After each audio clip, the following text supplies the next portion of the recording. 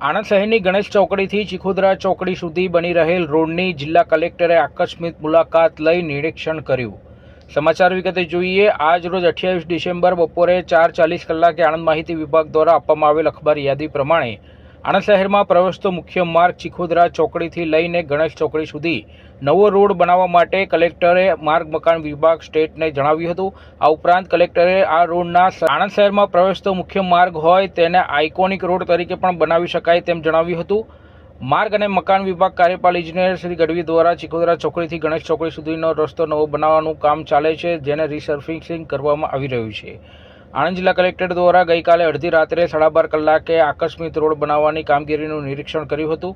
આ સમયે કલેક્ટરે રોડનું રિસર્ફિંગ કામ બરાબર થાય છે કે કેમ, પ્રોપર થિકનેસ છે કે કેમ, રોલિંગથી કમ્પોઝિશન થાય છે કે કેમ તે અંગેની જાણકારી મેળવી હતી અને કેમ્બર બોર્ડ મૂકીને કેમ્બર મેન્ટેન થાય છે કે કેમ તેની પણ જાણકારી મેળવી હતી। આ તબક્કે જિલ્લા કલેક્ટરે માર્ગ મકાન વિભાગના અધિકારીઓ હિતેશ ગઢવી અને જીગર પટેલ તથા રોડની કામગીરી કરી રહેલ ઇજનેદારોને રોડ સારામાં સારી ક્વોલિટી ગુણવત્તાયુક્ત બને તેવી શ્રેષ્ઠ કામગીરી કરવા અંગેની સૂચન કર્યા હતા।